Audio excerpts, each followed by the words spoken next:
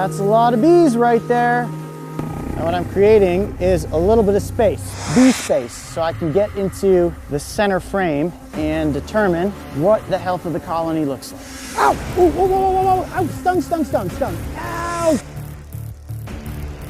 This episode is sponsored by Sting Kill.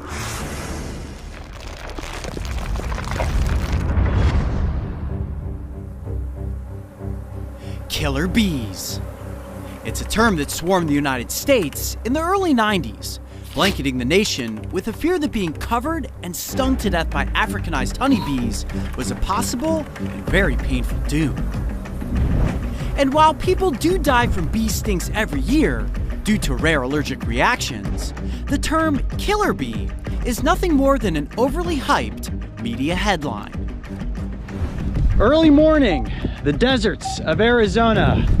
Today we are out in a bee yard getting ready to check some hives to determine if they have been reprogrammed from angry Africanized killer bees and into a more docile stock. You would never want to approach a colony of bees in the wild. So today, I will be working alongside my good friend, honeybee farmer and conservationist, Chris Brinton. This guy knows bees. Chris has dedicated his life to honeybee conservation by safely capturing aggressive Africanized colonies and genetically reprogramming them into calm European colonies. The easiest way to explain it is that he removes the angry Africanized queen from the hive and replaces her with a friendly European queen. Eventually, the friendly queen's genetics are passed on. The colony becomes docile and ultimately safer for a honey farmer to work with. This process takes time, but it's incredibly effective. Today, Chris has tasked me with analyzing the aggression level of an Africanized bee colony that was recently discovered in a residential neighborhood. Instead of exterminating the colony, Chris moved it to one of his controlled bee yards and swapped the queens so the genetic reprogramming process could begin. Has the genetic reprogramming process worked? We're about to find out. Now this bee box here is unique in that this was an Africanized colony that's been brought into the bee yard, and what Chris has done is replace the queen.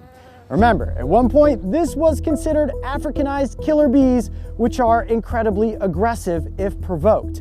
All right, here we go. So the first thing is to gently pry open the lid, and that is to crack the seal between the wax and the frames. Whoa, that's a lot of bees right there. So far, so good. They seem to be pretty calm. I want to create myself a little bit of space by separating out this first frame from the others. Then, as Chris had instructed me, I want to get down to about the 6th frame. That's right in the center of the colony. All right, coming straight up. There we go. Wow, look at that. That is a very heavy frame of comb and bees. And as you can see, we're starting to get pretty swarmy here. I'm gonna set this frame off to the side. Before we get any further, it's important that we understand what a killer bee is. Technically, they're swarms of European bees who interbred with invasive East African lowland bees. This breeding created aggressive swarms of what are now known as Africanized bees. Visually, there's very little difference between these bee types. The danger is that Africanized bees are far more aggressive and react faster to perceived threats. The sting of a killer or Africanized bee isn't more potent than that of a European bee. But because they attack in greater numbers, this equates to more stings and the chance of death. Hence the nickname, killer bee. Really careful here. Don't want to squish anybody. Middle frame is coming up. Ow! Ooh, whoa, whoa, whoa, whoa, whoa! Ow! Stung, stung, stung, stung! Ow! Oh boy, my glove has gotten peeled back. Okay, that's one of the dangerous elements. of beekeeping is you always got to be careful the bees getting up in underneath the gloves and your suit. Yowzers, yep, gotta love honeybee stings. Okay, wow, honeybee stings, more potent than you would think. Okay, let me bring out this frame. All right, here we go, middle frame coming up. Woo, look at that. That is a lot of bees right there. Let me check one more frame back.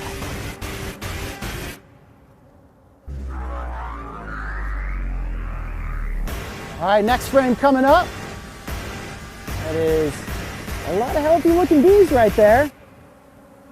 At this point, we are pretty much stuck right in a swarm of bees.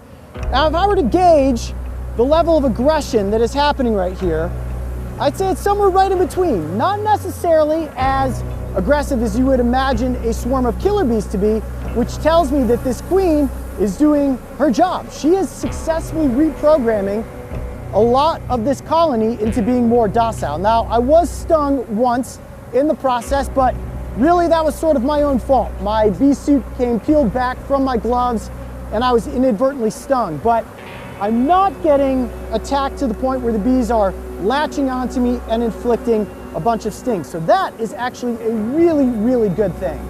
That means that this colony is on its way to being genetically reprogrammed and will ultimately be a more friendly, docile stock of bees for producing honey.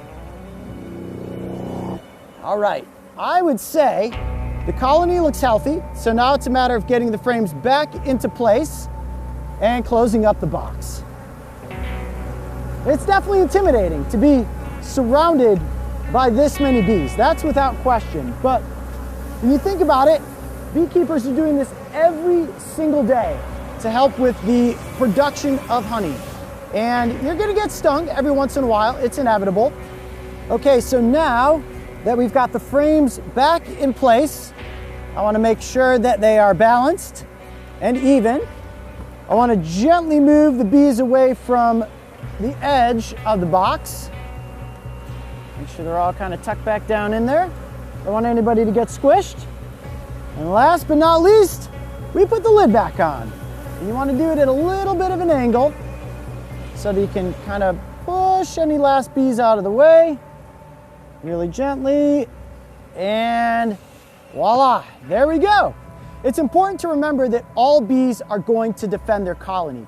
Out in the wild, if there were to be a bear that comes into the environment and tries to break into a hive to get honey, the bees sting as a natural defense to ward off anything that's either after their queen or after their production of honey. So it's not abnormal for the bees to be swarming around me. The good sign is that the bees are not aggressively attacking. And that's a day in the life of a beekeeper. Now, it's time to treat that sting. During the summer months, stings most commonly occur when humans accidentally step on a honeybee that is pollinating a flowering plant. Now, before we get to treating the sting, here are a few things you should know. First is that only female bees can sting. Now, it's obvious the stinger is very sharp, but did you know that unlike wasps and hornets, honeybee stingers are barbed, and as a result, they become lodged in their victim's skin, which can allow for a larger dose of venom. The venom itself is made up of mostly water and the following proteins. Simply put, it's a chemical cocktail that causes pain, swelling, itching, and an extreme level of discomfort that can be thought of as nature's way to teach you a lesson that you will never forget. So now it's time to show you how to properly treat a bee sting.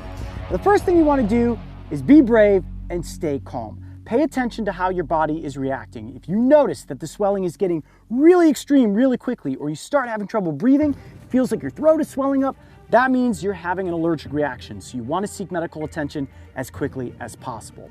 In most instances, it's just going to be a little localized pain and swelling, exactly like what I'm going through right now.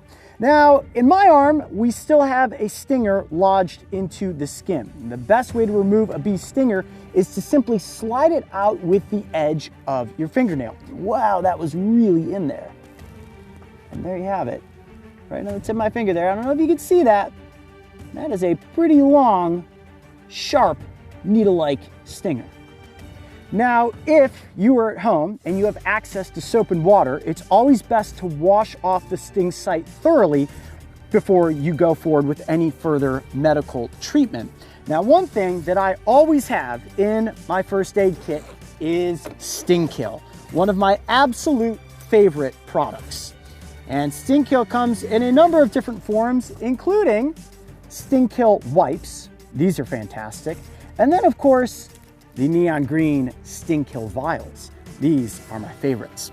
Now, what I'm going to use first is one of the wipes. You can see this is just a little bit of gauze soaked in the Sting Kill formula, which contains benzocaine and menthol, and you want to just gently wipe it over the site. Oh, that is soothing. Now, the coolness immediately alleviates the sting, and it also just puts a little bit of comfort in your mind to say, okay, there goes that sting. Now it's not nearly as painful. And you can see that my arm is quite swollen, all in this area. The skin is taut, and that's perfect. Now, if your sting is still bugging you, you can go all the way to the vial. Now, it's in a little plastic capsule, and all you need to do is peel that out of its packaging. Now, the actual serum itself is encased in glass and plastic. And what you want to do is squeeze the plastic to crack the glass and then just shake it up. And eventually that's going to work itself down into the gauze pad, just like that. And you want to apply it directly to the sting zone.